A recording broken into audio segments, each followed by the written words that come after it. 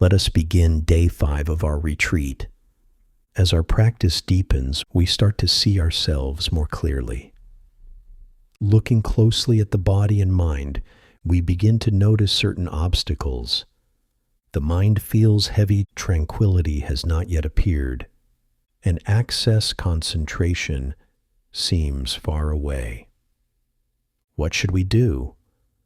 We return to the path of listening, reflecting, and cultivating. Listening is essential. Everything depends on correct hearing of the Dhamma. During these 10 days, we follow the tradition exactly as it has been handed down. Whatever methods we have practiced before, we set them aside. Let the mind become an empty cup. Only an empty cup can receive and be nourished. After 10 days, if you wish, you may return to your previous approach. But within these 10 days, we do not mix methods. We follow the teacher's guidance precisely as it has come through the lineage. Today, let us listen quietly to the teaching of the 9 stages of settling the mind, and understand how vital they are. The 9 stages of settling the mind. The first stage is settling inward. The moment the mind begins to turn back toward itself, after wandering outside for so long, it starts to come home. The second stage is continuous settling. The awareness does not remain only for an instant. It continues, moment after moment, like a gentle stream that does not break. The third stage is steady settling. The attention stays firmly with the breath, no longer swaying or trembling. The fourth stage is close settling.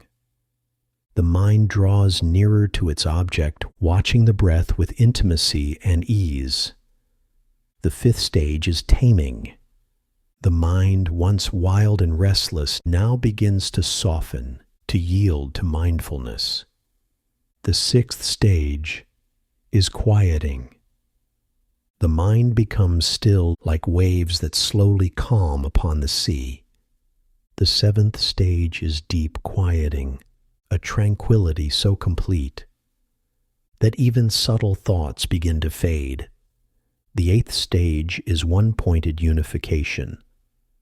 The mind gathered on a single object, unwavering, whole, without division.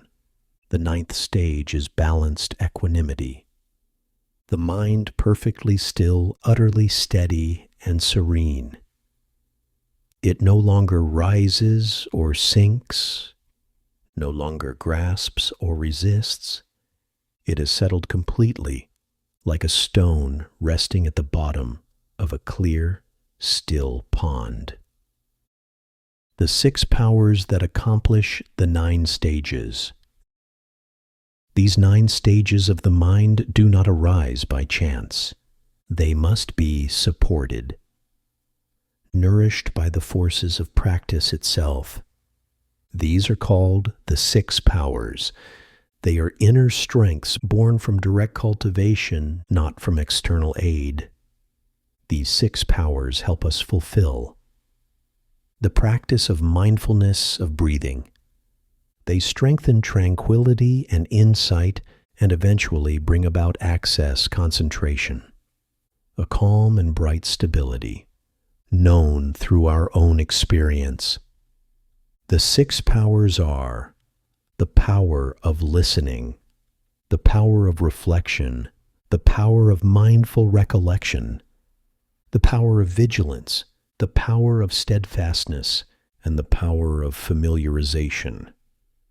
Each power builds upon the one before it, growing from hearing to understanding to remembering to sustaining to mastering.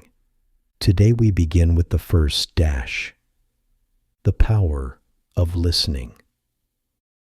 The power of listening. What do we listen to?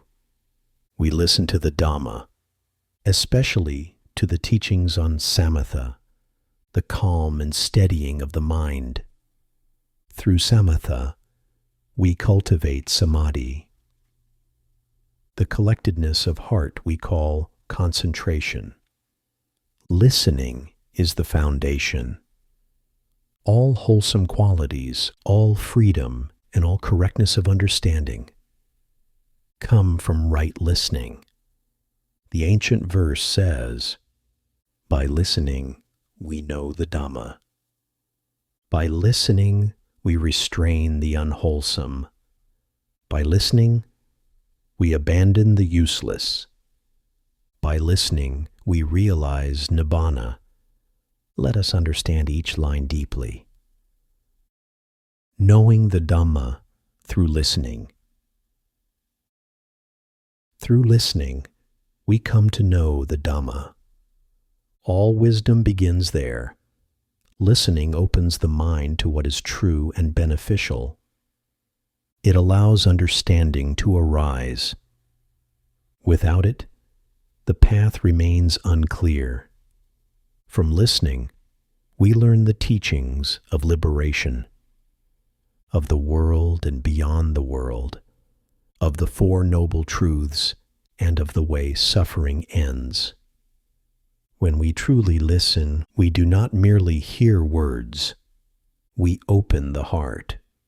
We receive the meaning. The sound of Dhamma enters deeply, awakening the seed of understanding within. So when we listen with respect, with patience, and with mindfulness.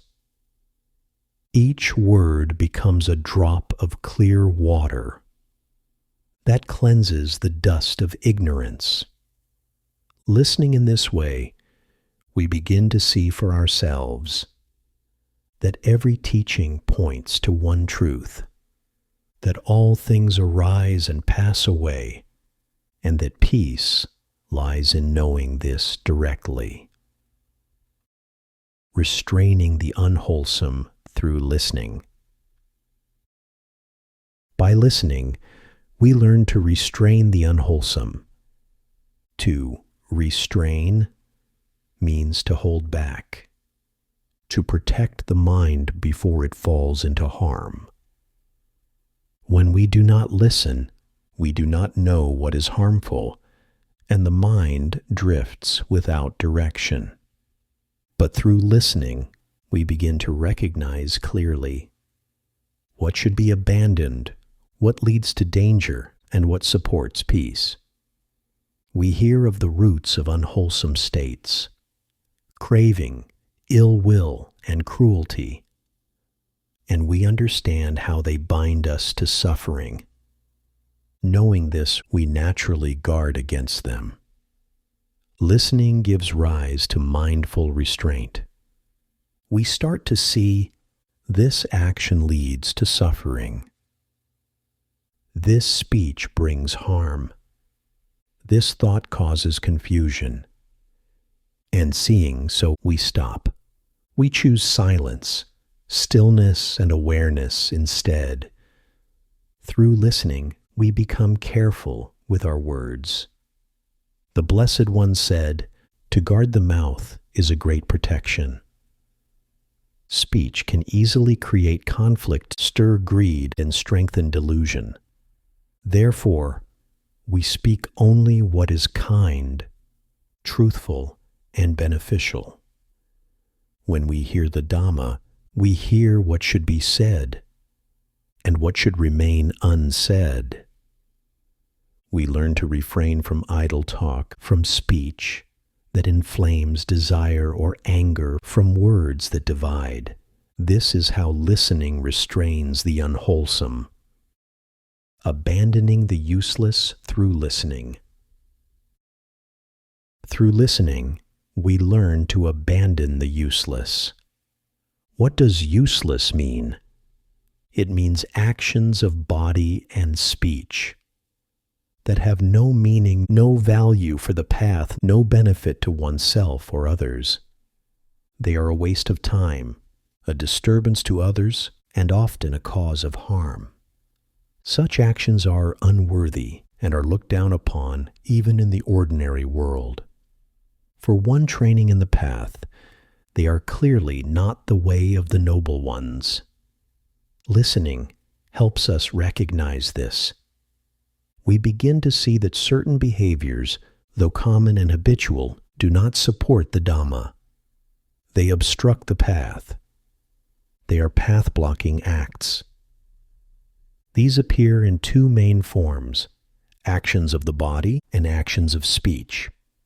Physical acts, unmindful, careless, or harmful, should be abandoned, and so should speech that disturbs, deceives, or wounds. Both body and speech must be purified, for they shape the field in which the mind grows. When we listen carefully to the Dhamma, we gain the power to stop such fruitless behavior. This is the meaning of, by listening, we abandon the useless. Especially, we must understand this in speech. The Buddha often reminded us, guard well the words that pass your lips. The Buddha gave this advice. In the age of declining lifespan, when human life would be no longer than 100 years, and the weight of karma, of actions, would grow heavier and heavier. In such times, the easiest way to create suffering is through speech. That is why he said, guard well your speech.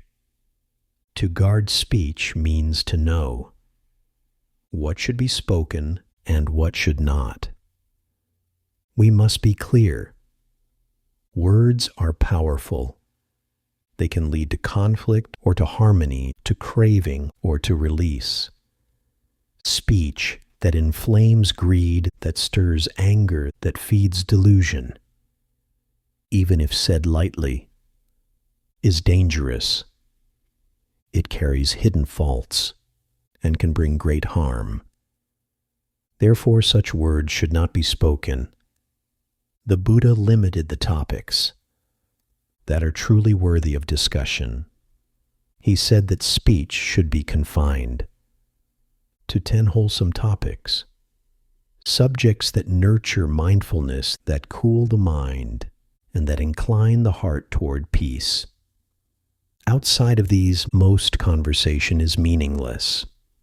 Talking about worldly affairs, arguing over politics, discussing astrology or gossip. All of these only add confusion. They strengthen craving and conceit, and they scatter mindfulness. So we train ourselves to speak less, to speak slowly, and to speak only what brings understanding. When the tongue is well guarded, the mind becomes still. This is the power of listening. It allows us to see and let go of what is useless. The first topic, one meal. This is a topic worthy of reflection and discussion. It reminds us to live with few desires, to eat moderately, perhaps even to take one meal a day, or to refrain from eating after noon. Such practices can be shared, taught, and passed on from one to another. Speaking about this brings benefit, for it turns the mind away from craving and toward peace. So what can we talk about? We can reflect on the 4 nutriments. The 4 ways beings are sustained: material food, physical nourishment, contact volition or mental intention, consciousness. When these 4 kinds of food are contemplated with right understanding, they align our minds with the path. It is through food, through craving for nourishment, that beings continue in the round of birth and death. All living creatures depend on food to live. Without food, life ends. So we should ask ourselves deeply, what is this life really for? In truth, most of the time, we live only to serve the body. When hungry, we feed it. When thirsty, we give it water. When sick, we seek medicine. When it grows thin, we search for supplements. When tired, we let it rest. When the teeth grow dirty, we brush them. When the body smells or gathers dust, we wash and perfume it. Day and night, we serve this body. But for whom? We may say we live for others, yet in the beginning we serve only ourselves. And even then, most of us do not truly know how to care for this body wisely. So we must understand food clearly. When understanding arises, the heart begins to let go. Dispassion grows. We see that craving for food is rooted in ignorance, that attachment to eating is a form of self-view and self-love, the very roots of samsara. The Buddha said, on the subject of food, listen carefully, reflect carefully, and discuss it often. This is a topic worth speaking of. Material food. This is called material food, the ordinary food that sustains the body. In ancient India, as in parts of India today, people did not eat with chopsticks or spoons. They used their hands. When one takes a handful of rice and shapes it into a small ball to eat, that act itself can awaken wisdom.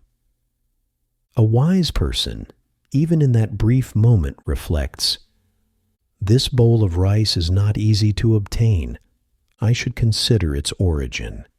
Every handful of food comes through countless conditions, the farmer who plowed and sowed. Under burning sun and winter rain, the watering of the field, the care for the tender sprouts, the fertilizing and the guarding, the harvesting, the traders who transported the grain, the donor who offered it with faith, and the cook who prepared it with care. All of this labor, all of this suffering and generosity come together in one meal. Therefore, the Buddha said, consider the food you eat as the flesh of your own child. This is found in the Anguttara Nikaya and the Anguttara commentary. Imagine, the Buddha said, a family traveling through a vast desert, tempted by the beauty of distant landscapes. Out of ignorance, they journey too far, until they lose their way in the wasteland. No water, no food. Their lives near their end. The husband, wife, and child are overcome by despair. At last, with no other hope, they make a single, terrible choice. They eat the flesh of their child. In order to survive, the Buddha said, just so should you contemplate the food you eat. When we reflect in this way, we see that every meal is born of hardship. Tilling, watering, harvesting, cooking. Every step carries suffering. Eating without reflection is like eating the flesh of one's own child, blind to its cost. This is called the suffering of material food. To speak about this is worthwhile. To share it with others is wholesome. Such reflection helps our friends to grow in renunciation and freedom and helps many more to be liberated. Contact as nutriment. The second kind of food is contact dash, the nourishment that comes through the meeting of sense and object. When we eat, chew, and drink, we call it feeding ourselves. But what are we really feeding? This body, in truth, is not one single self. It is a gathering of countless living beings, a city made up of tiny lives. The Buddha said there are 80,000 families of living creatures inhabiting this body, each living in its own place, feeding in its own way. Even within the stomach alone, there are many different kinds of beings, each taking what it needs. So when we eat, we are not feeding a me dash dash. We are feeding multitudes of small lives that depend on this body to survive. To see this is wisdom. To see this is humility. Reflect on this image. Imagine a great ox whose skin has been stripped away.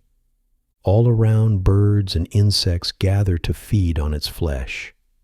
The ox cannot resist. It cannot escape. It simply feels pain, pressure, burning, helplessly receiving contact upon contact. In the same way, we are constantly being touched, constantly being fed upon by sensations, by feelings, by the world itself.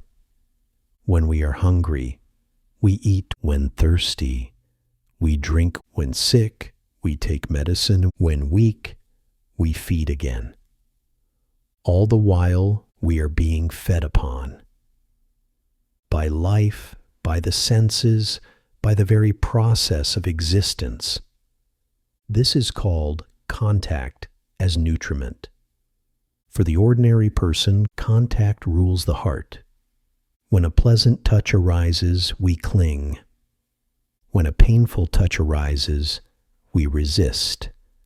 And thus, craving and aversion revolve endlessly. We live at the mercy of sensations, helpless, like that skinless ox, surrounded by pecking birds. But the noble ones are different. When hunger or thirst arise, they do not rush for satisfaction. They enter stillness. They turn inward. Through the power of concentration, they can abide in peace, sustained by serenity itself. We, however, are still learners. When sensation comes, we are easily shaken, carried by the body's urges, by its pain and pleasure. We have not yet found the strength to stand firm. That is why we practice. To see contact as contact, feeling as feeling, and to know dash dash. This is not me. This is not mine. This is only the body being touched. When this is known directly, contact no longer feeds delusion. It becomes simply a teacher. Volition as nutriment. The third kind of food is called volition, or mental intention. The food of thinking and wanting. All beings in the human realm, and even the devas in the sixth sense heavens, live on this kind of nourishment. It is called thinking food, because the mind itself becomes the cook, the kitchen, and the meal. We think about food, we imagine flavors, textures, aromas, we dream of the meals we love. Even when the body is not eating, the mind is feeding. This is volitional nutriment, thoughts and longings that sustain craving. Every time a desire arises, let me eat this. Let me have that. Let me make it more perfect. The mind lights a fire. It burns silently, without smoke or flame. That inner burning is called the fire of craving.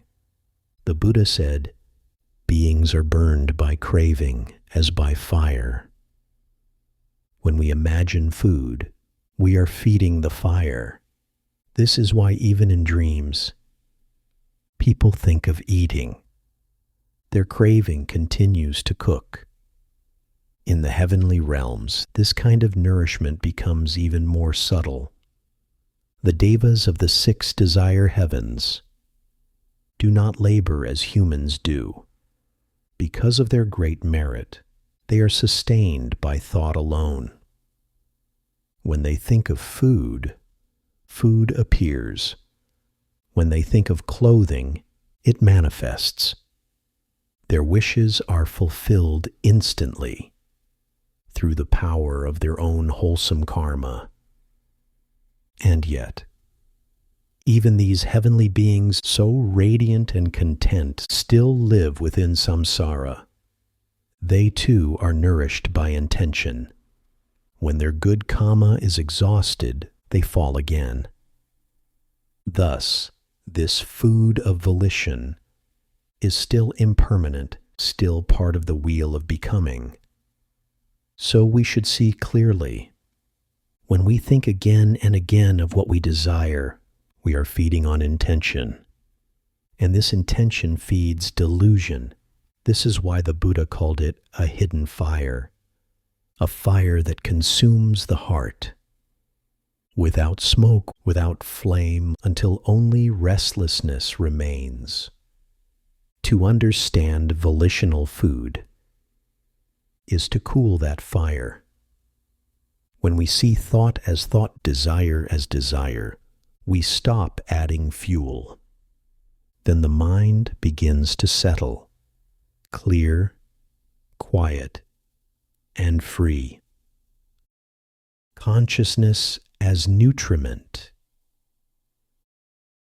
The 4th kind of food is consciousness, the most subtle nourishment, sustaining even the most refined planes of existence. From the first jhana all the way to the formless attainments, life continues because of consciousness. Even when the body and coarse perception are quiet, there remains a gentle stream, the current of knowing, the vibration of awareness itself. This too is a kind of feeding. Consciousness feeds on its own continuity. Each moment gives rise to the next, moment after moment, a ceaseless flow called the life stream. Even when all outer activity stops, the inner current goes on dash. Subtle, hidden, difficult to detect. The Buddha compared this to a man condemned by a king. Instead of killing him at once, the king orders, "Let this man be pierced with spears little by little, slowly, day after day, so that he suffers long before death." This is how consciousness as food works. It is not violent on the surface, yet it quietly sustains the continuity of suffering. We live, breathe, think, perceive, and this process itself keeps the wheel turning. It nourishes becoming. At the highest level of existence, the base of neither perception nor non-perception, the very peak of the formless realms, called the summit of existence, consciousness still flows, so subtle that it cannot be grasped, so fine that it feels almost like freedom. Yet even there, a trace of I remains, a faint sense of being. When that state dissolves, if wisdom is absent, the being falls again into the human world, into suffering, into the round of birth and death once more. Therefore, the Buddha warned, do not mistake refined consciousness for liberation. It is still food, a sustenance that binds.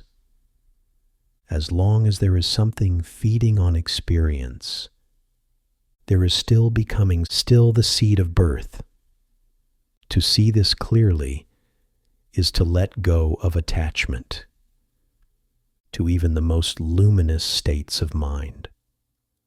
When the heart no longer clings to consciousness, it no longer feeds. And when feeding stops, suffering ceases. This is the meaning of consciousness as nutriment. The second topic, cognitive process and form.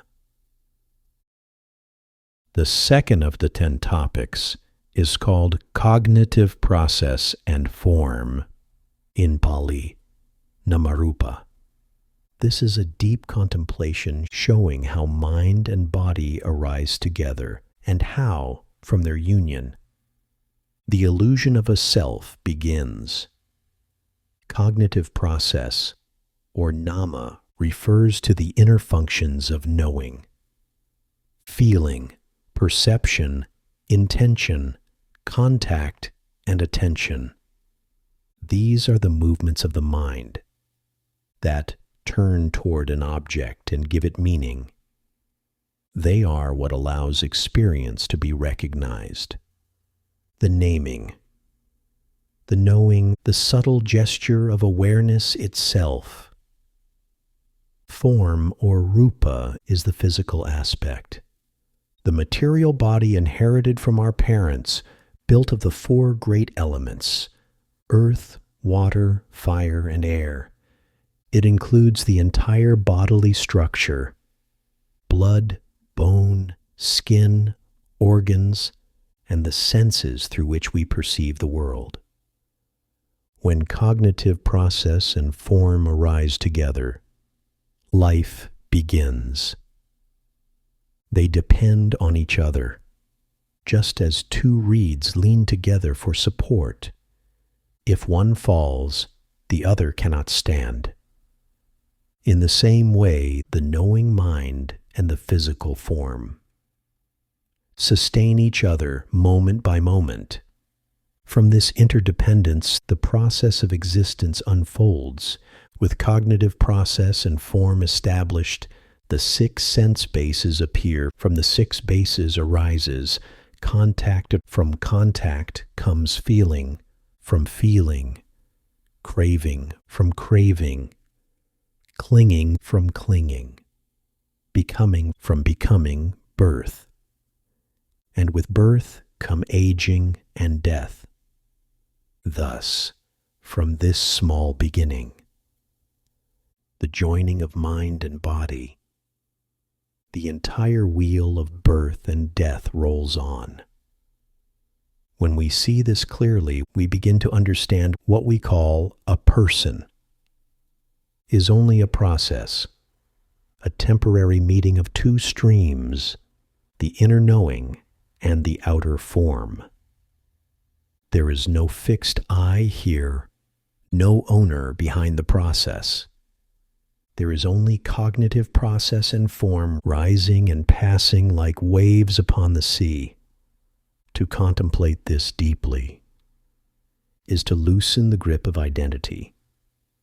We see that what we call me and mine is only the brief coordination of mind and matter. When these conditions separate, this I disappears, like a reflection vanishing when the mirror is moved. Understanding this is wisdom. It reveals impermanence, unsatisfactoriness, and selflessness. It turns the heart toward letting go. For this reason, the Buddha said, "Whoever understands cognitive process and form understands the world. Whoever understands their arising and their ceasing has seen the origin and the end of suffering." The third topic, feeling, Vedana. The third of the 10 topics is feeling, or Vedana. Feeling means the experience of sensation, the immediate taste of every moment, whether pleasant, unpleasant, or neutral. Throughout our lives, we are constantly being touched by feeling. Every sight, sound, smell, taste, touch, and every thought that arises. Each brings with it a tone, a certain flavor of experience. And from this, our entire world of reaction unfolds. When a feeling is pleasant, craving arises. The mind leans forward, wanting more. When a feeling is painful, aversion arises. The mind pushes away, wanting escape. When a feeling is neither pleasant nor painful, delusion arises. We ignore it, not understanding its nature. So the Buddha taught that. Craving, anger, and ignorance, the three poisons, all take root in feeling. Because we do not understand feeling, we are bound by it. We mistake it for me and mine. We say, I am happy. I am sad. I feel good. I feel terrible. In this way, we weave the web of self again and again. That is why, after contemplating the body, the Buddha instructed us to contemplate feeling to watch how it arises and passes away. There are three kinds of feeling: pleasant feeling or happiness, unpleasant feeling or suffering, neutral feeling, neither pleasant nor unpleasant. Each of these must be known as it truly is. When a pleasant feeling arises, know it simply as pleasant. Do not cling to it. When an unpleasant feeling arises, know it as painful. Do not resist it. When a neutral feeling arises, do not ignore it. Know it as neutral. See it clearly. All feelings arise, linger for a moment, and then fade away. They are impermanent, unstable, empty of self.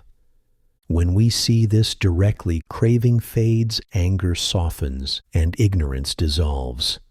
The heart becomes balanced and still.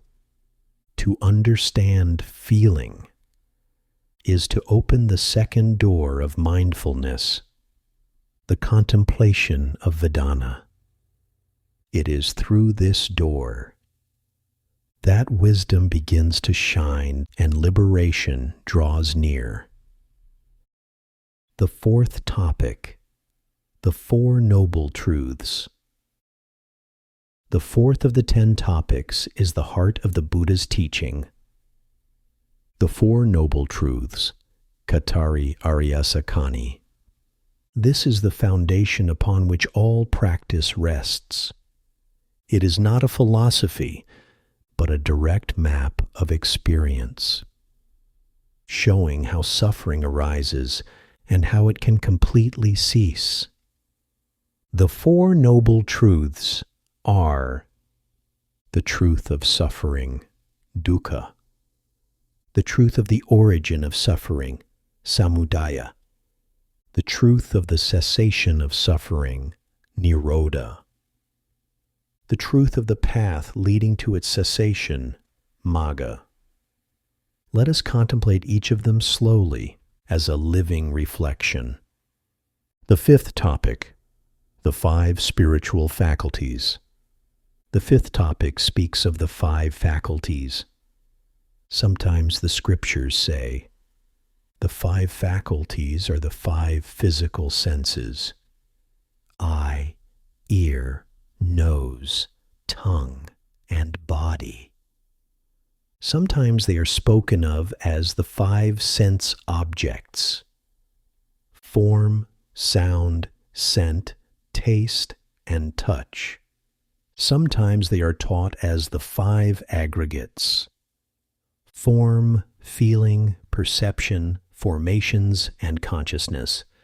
But here, the 5 faculties refer to the 5 powers of the heart: faith, mindfulness, energy, concentration, and wisdom. The ancients said, "Speak often of the 5 and the 6." This means reflect often on the 5 faculties and the 6 sense bases, for they are the gateways of cultivation. Now let us contemplate these 5 one by one. 1. The faculty of faith. Faith is the root of all goodness. Without faith, the path does not open. When faith is strong but wisdom is weak, a person may become superstitious, attached to outer forms, and easily led by blind belief. When wisdom is strong but faith is weak, a person may become cunning, overly intellectual, fond of argument and subtlety, but unable to surrender pride. Therefore, these 5 faculties must always be balanced. Faith and wisdom must grow together. What is true faith? It is called the fourfold purity of faith. Faith in the Buddha, faith in the Dhamma, faith in the Sangha, and faith in the discipline. These 4 are unshakable. They are strengthened through listening to the Dhamma. From hearing, confidence arises. From confidence, doubt fades. This is the power of faith. Faith is like arriving at a mountain of jewels, yet if one's hands are crippled, one cannot carry the treasure home. In the same way, one may meet great teachers, encounter the noble Sangha, even hear the most precious Dhamma, but without faith, one leaves empty-handed. So we must cultivate the faculty of faith. Once faith is established, we must also protect and deepen the faculty of mindfulness. 2. The faculty of mindfulness. Mindfulness means clear recollection, remembering the present, and guarding the mind. When mindfulness is lost, scattered thoughts arise, daydreams, fantasies, unwholesome intentions. These pull the mind away from the breath, away from the path. To restore mindfulness, we practice the 10 recollections. Recollection of the Buddha, of the Dhamma, of the Sangha, of virtue, of generosity, of the devas, of peace, of death, of the body, and of breathing. By remembering these again and again, mindfulness becomes the root of awareness. When mindfulness is strong, it naturally keeps the heart from wandering and guides it back to the path. This is the faculty of mindfulness. The power to remember rightly, to stay awake in the moment. 3. The faculty of energy, Viri-Indriya. The energy faculty means diligence, right effort, and the will to cultivate the wholesome. It is the strength to restrain the unwholesome, to abandon what has arisen, to arouse wholesome states not yet arisen, and to maintain those that have. True energy is not restless striving. It is steady application, like water wearing through rock. It is the continual turning of the mind toward goodness, to protect against wrongdoing, to abandon the harmful, and to nurture what is beneficial. This is the root of effort, the inner fire of the path. 4. The faculty of concentration, Samadhindriya. This refers to the root of deep tranquility, the foundation of meditation itself. When concentration matures, the mind becomes unified, no longer swayed by outer or inner disturbances. It is steady, clear, luminous, like a flame that does not flicker in the wind. Through concentration, peace arises naturally. The body feels light and joyful. The mind rests in stillness. This is the faculty of concentration, the heart abiding in serenity. 5. The faculty of wisdom. Wisdom means insight into the Four Noble Truths. It is knowing suffering, knowing its cause, knowing its cessation, and knowing the way leading to its cessation. Wisdom discerns clearly, this is wholesome, that is unwholesome. This leads to bondage, that leads to freedom. True wisdom arises when the mind continually reflects on the nature of impermanence, on the fading of craving, and on the ending of ignorance. To cultivate wisdom is to constantly observe dukkha and its cessation, to turn away from craving, the origin, and to develop the path, virtue, concentration, and insight. When wisdom grows, craving, anger, and delusion are weakened. When these three roots fade, the heart becomes clear and peaceful. This is the faculty of wisdom, seeing directly, understanding deeply, and living freely. Thus, these 5 faculties, faith, mindfulness, energy, concentration, and wisdom, together form the living strength of the path. When they mature, they become the 5 powers' unshakable strengths that no defilement can overcome. They are the roots of awakening, balancing the heart, steadying the mind, and leading step by step to the realization of Nibbana.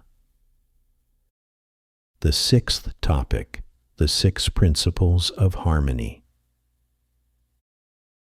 The 6th topic refers to the 6 harmonies or 6 principles of mutual respect. They are the way the Sangha lives in unity.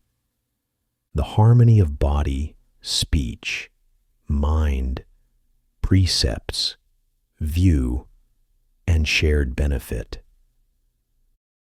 The 7th topic, the 7 abidings and stillings of consciousness.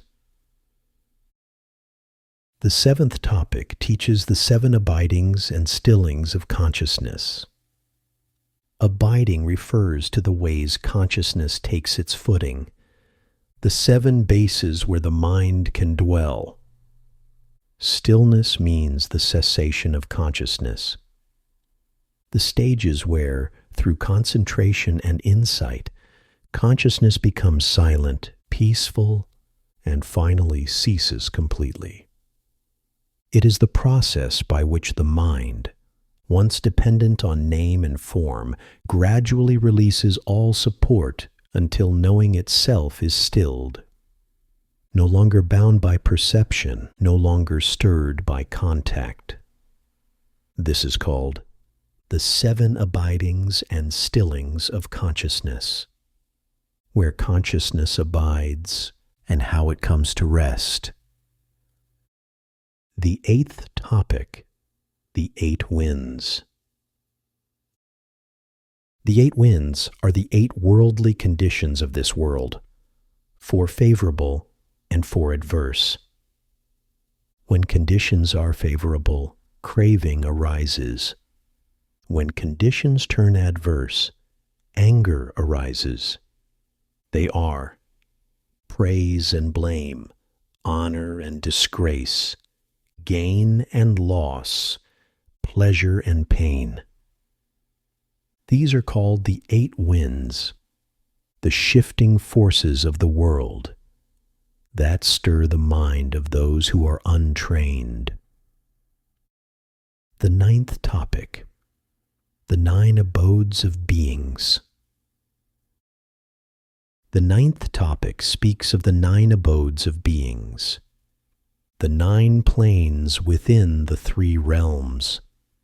Through these we understand completely the structure of existence, the beings who wander within the 6 realms of rebirth, and the progression of the 3 worlds, the sensual realm, the form realm, and the formless realm.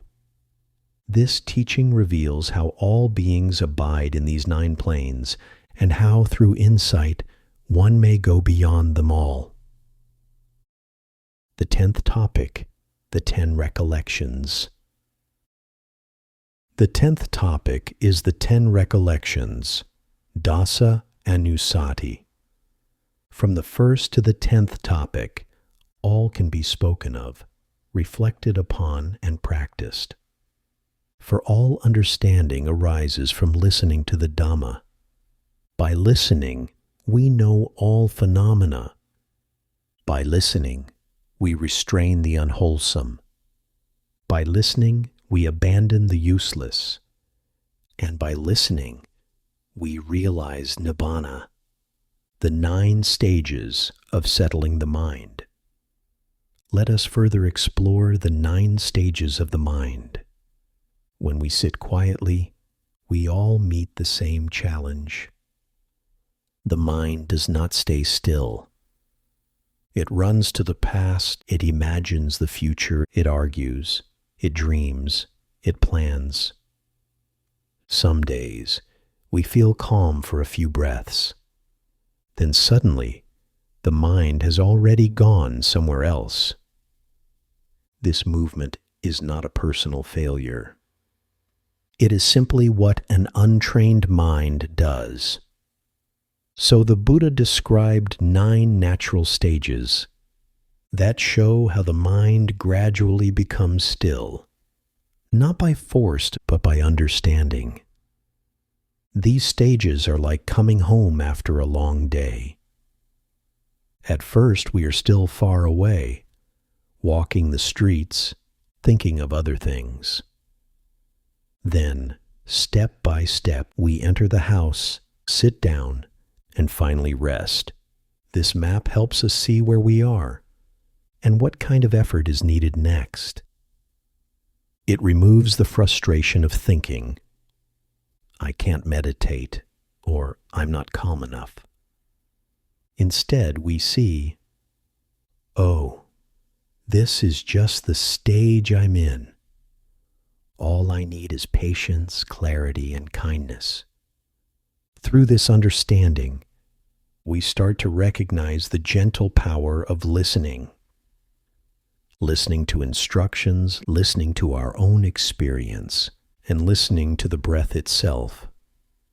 With this foundation, we begin the journey of the 9 abidings of the mind. 1. Inner abiding. The first stage is called inner abiding. It's like walking home after a long, tiring day. You haven't reached home yet, but you're heading in the right direction. You've stopped wandering around. The body is still on the road, but the heart has already begun to turn inward. This is what happens when we start to bring the mind back from the outer world into the breath, back into the simple experience of this moment. Listening deeply to the teachings gives us the strength to do that. When we truly understand how to practice, we can rest the mind inside again. Listening creates direction. It shows us where home is. 2. Continuous abiding. The second stage is called continuous abiding. It's like you've opened the door and stepped inside the house. You're still carrying some fatigue from the journey, but you've entered a safer, quieter space. Here, the practice begins to feel familiar. We can stay with the breath longer, though the mind may still wander off to the past, the future, old stories and plans. That's okay. This is the work of coming home again and again. Every time you notice the wandering and gently bring attention back, you are strengthening this second stage. 3. Stable abiding and near abiding. The third and fourth stages are stable abiding and near abiding. Now you are not just home, but sitting down to rest. You begin to eat, drink, wash, and let the body unwind. At first, there's still tension. The tiredness doesn't disappear right away. It takes time for rest to turn into ease. In meditation, the same is true. The body may be still, but the heart hasn't yet relaxed completely. This is where we rely on what's called the power of recollection. The ability to remember our intention and return to it again and again. When we lose mindfulness, this inner strength brings us back quickly, like a tether that keeps a young calf near its post. Even if the calf tugs and pulls, it can't go far. Soon it settles down. Our mind is like that. Even when it runs far away, the power of remembering, the steady return, keeps it from getting lost. That's how stable abiding grows, and near abiding naturally follows. We start to notice distraction almost as soon as it arises. Awareness wakes up by itself, and the heart returns home faster each time. 4. The power of listening, reflection, and remembering. Each of these stages depends on a certain strength. The first strength is listening. Hearing the method clearly, understanding how to calm the mind, and cultivate steady awareness. The second is reflection. Thinking carefully, remembering what we've learned and applying it again and again until it becomes natural.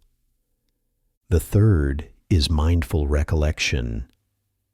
The ability to come back to the breath, to the present moment without judgment or resistance. These three strengths work together to tame the restless mind. 5. The wild bull and the bee. The master sometimes gave this image.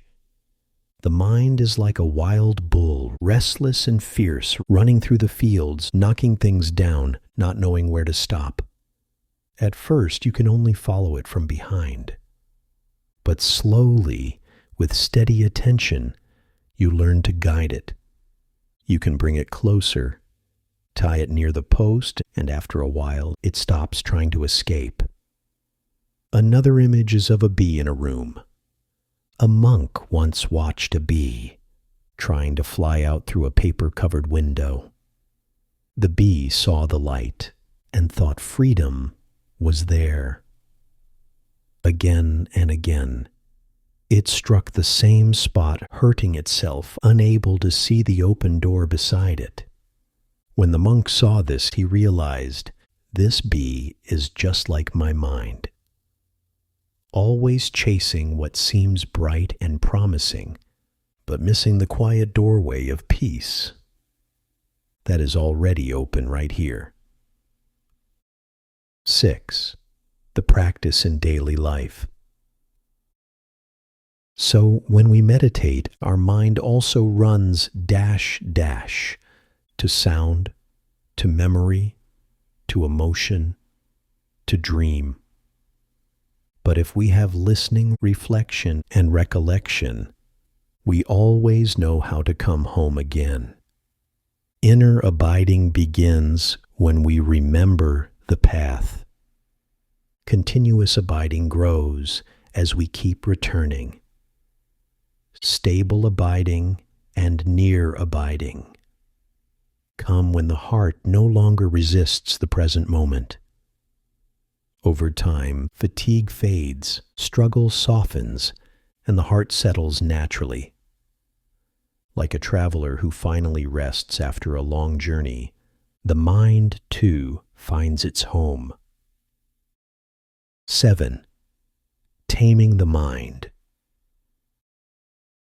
Even after the mind has found its way home, it still carries the habits of wandering.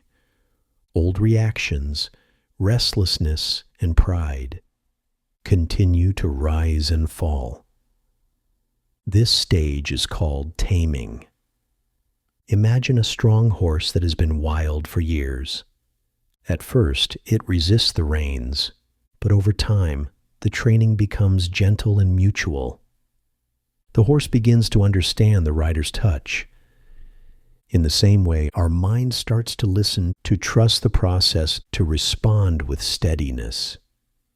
Whenever agitation, irritation, or boredom appear, we meet them with patience. This is how taming happens. Not through suppression, but through kindness and understanding. Every moment of patience is a moment of mastery. 8. Quieting the mind. As the heart becomes tamed, it enters quiet the 6th stage. Outer sounds may continue. Thoughts may still arise, but they no longer disturb the calm inside. It's like sitting by a quiet river. You can see the ripples on the surface, but the depths remain undisturbed. Here, mindfulness feels effortless. You don't need to stop thinking. Thinking simply loses its pull. Awareness becomes soft, peaceful, and clear. 9. Deep stillness. Then comes deep stillness. This is not something you can make happen. It unfolds naturally, when the mind stops chasing anything. At this point, the body feels light. The breath is gentle, and joy arises on its own. A quiet joy without reason. We let it be. No grasping, no holding. Just resting in the heart's own peace. If we cling to this calm, it disappears. If we trust it, it deepens. Here you begin to sense that true peace doesn't come from effort. It comes from non-interference. 10. One-pointedness. When the mind and the breath no longer feel separate, we call this one-pointedness. Awareness and breathing move together, like two dancers in perfect rhythm. There's no controller now, no someone managing the process. Breath breathes itself, knowing knows itself. Everything works in harmony. This is a simple, stable unity. Not mystical, not dramatic, just complete. 11. Balanced stillness. Finally, the 9th stage is balanced stillness. Here, peace no longer depends on conditions. Pleasure or pain, gain or loss, praise or blame. None of these move the heart. The mind rests like a stone at the bottom of a clear lake. Above, waves may rise and fall, but deep below, there is only stillness. This is not the end of the path, but the foundation for insight. From this balance, wisdom begins to see clearly that all experiences are simply changing conditions arising and passing. Nothing needs to be grasped. Nothing needs to be resisted. Closing reflection. So these are the 9 abidings of the mind, a map of how our awareness matures, from restlessness to balance, from struggle to ease. We don't push through them. We walk them gently. Every return to the breath is a small homecoming. Each moment of listening, each act of patience, each breath of awareness, they all build the path. Let the journey be quiet. Let it be kind, and trust that every time you come back to the breath, you are already on the way home.